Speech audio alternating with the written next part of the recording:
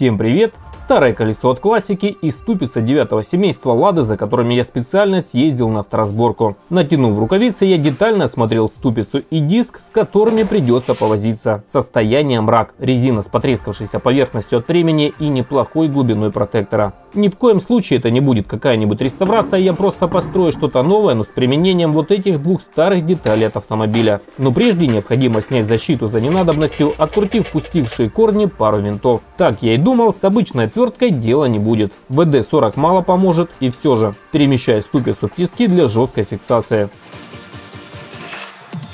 Ударная отвертка, думаю, поможет. Если нет, возьмусь за болгарку. Все обошлось парой ударов, и винт с легкостью поддается. Та же история и со вторым.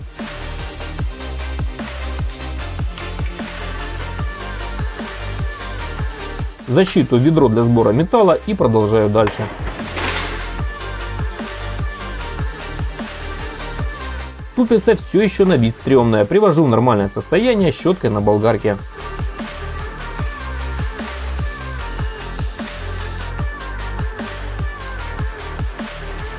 Выглядит свежо, в таком виде она явно была бы дороже на разборке, хоть и делов там минут на 5. С колесом 5 минутами не обойтись. Диск коррозирован, но родная краска все еще на поверхности. Для удобства колесом нужно разобрать. Камеру и шину в сторону, диск несу на улицу от пескоструй. Компрессор не вытягивает пескоструй, иду опять в мастерскую чистить старым проверенным способом. В ход идут и дрель, и болгарка, весьма долго и нудно, ничего не поделаешь.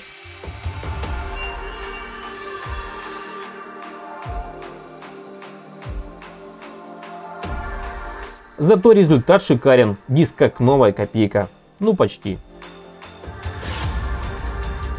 Обязательно грунтую и после сушки нанесу пару слоев краски. Краска самая обычная, эмаль со строительного магазина. В моем случае другого и не надо. Сохнет пару дней не меньше, но пока есть чем заняться. Пара метров квадратной трубы 50 на 50, именно столько мне понадобится в этом размере. Первый отрезок 400 мм размечаю и приступаю к резке. Выставляю трубу на ступице, фиксируя магнитами. Очень важно приварить строго по вертикали относительно ступицы. Шов сделал двойным из-за нагруженности этого места в будущем. Та же труба и разметка под точно такой же отрезок. Эта деталь будет чуть геометрически сложнее и уже с отверстиями. На ее производство уйдет немного больше времени.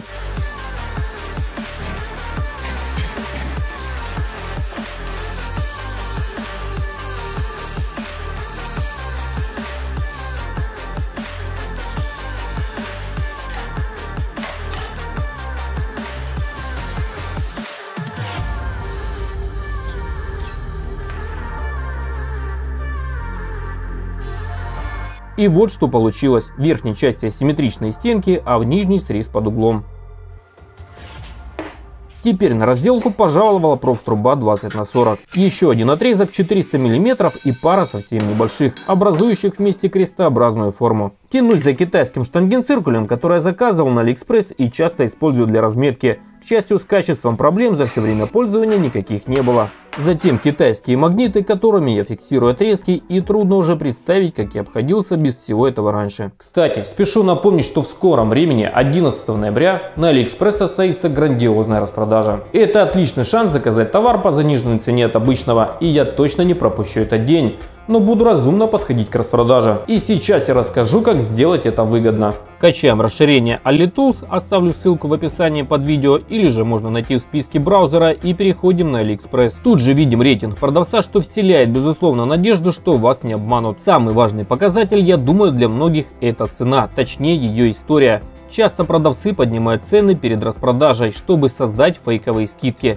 Поэтому я использую AliTools и смотрю на функцию динамика цены. Видно, как она менялась за последнее время. Исходя из этого можно сделать вывод, за какой минимум удастся приобрести товар. Функция «Похожие товары» не позволит себя обмануть. Будет с чем сравнить и определиться с выбором и ценой. Только после этого сделать заказ. Расширение абсолютно бесплатное. Напомню, что ссылка под видео в описании. Сварил все части, после сделав срез в торце и разметив керном места сверления. С одной стороны небольшое отверстие, а с противоположной наоборот поболее. Выставляю трубу, та которая с приваренной ступицей, и привариваю к новой детали.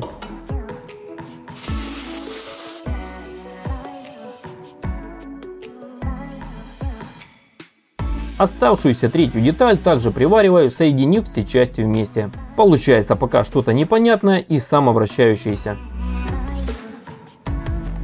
Главное вовремя останавливать, иначе в мастерской все разнесет. Продолжаю мучить оставшуюся трубу, или же наоборот, сама задумка пока мучает меня. Следующий элемент уже гораздо сложнее предыдущих, придется терпеливо раскроить отрезок на нужные мне размеры. С одной стороны по плану 3 отверстия, стараюсь всегда сверлиться в 2 этапа, начиная с малого диаметра. Далее просто-напросто вырезаю одну из стенок по всей длине будущего отрезка.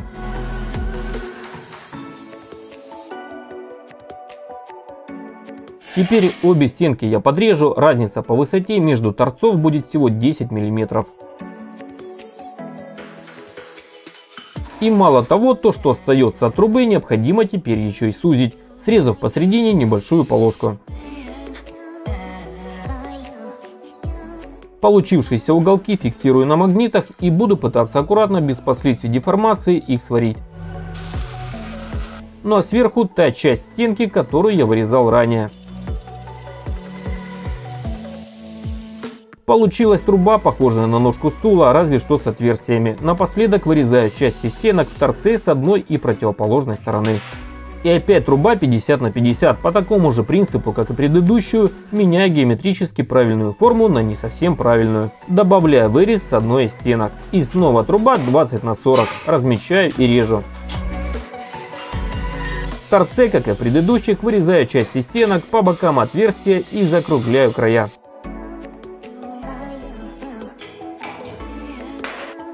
В этой детали тоже будет вырез, только сквозной и примерно посередине.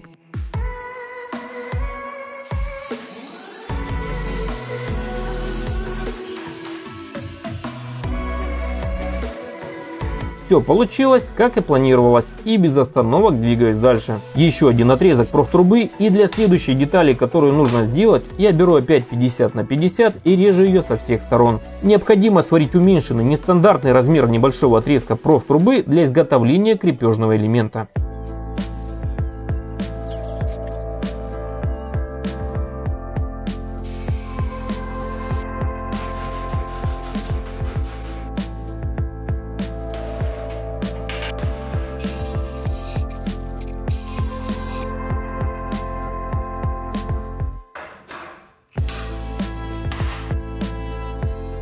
Основная часть деталей готова, теперь их нужно соединить, добавив небольшую проушину.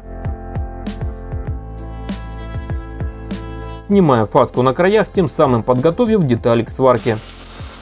Это уже полностью готовая деталь, швы зачищены и можно приступать к следующей. Также приобрел 2 метра 25 полосы, хотя можно было взять и 20-ю, но как говорится, что было. Здесь совсем все просто, отрезок и по отверстию по краям, и деталь готова. Со следующей чуть замороченней, делаю 3 отрезка, во избежание деформации при сварке фиксирую струбцинами. Также обязательно снимаю фаску. И также по одному отверстию с каждого края этой детали.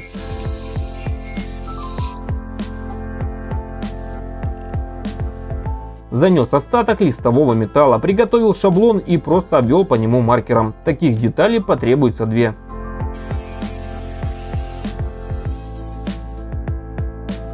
С того же листа еще одна деталь прямоугольной формы.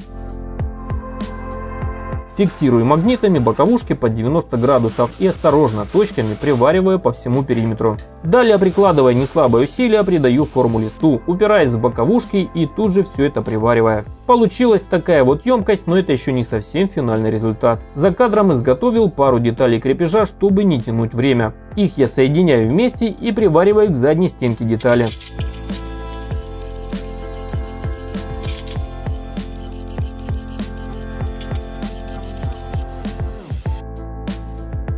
Теперь 2 части, которые должны стать одним элементом, я также соединяю и свариваю. Трубогибом придаю нужную форму полдюймовой трубе. Таких рукоятей я изготовил 2. Одну из них приварил к детали из 50-й трубы, а ко второй приварил небольшой болт и снизу удлиненную гайку. Теперь все детали в куче, можно отправляться на покраску. После грунта наношу эмаль желтого цвета. Некоторые детали окрасил в черный. Сгонял на шиномонтаж, Собрал колесо. Устанавливаю основную опору и прикручиваю обычными колесными болтами. Конструкция сама по себе не маленькая, перемещаясь на пол для дальнейшей сборки. Далее последовательно сажаю все детали на болты с гайками и плотно зажимаю.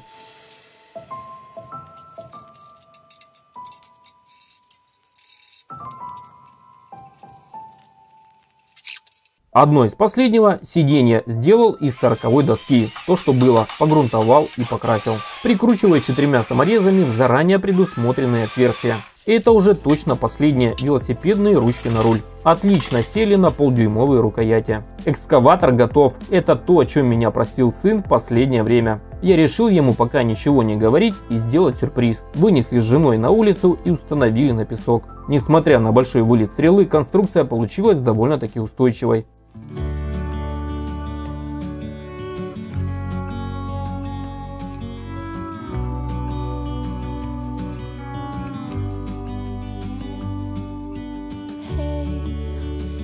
You could see yourself just sitting there on my chair.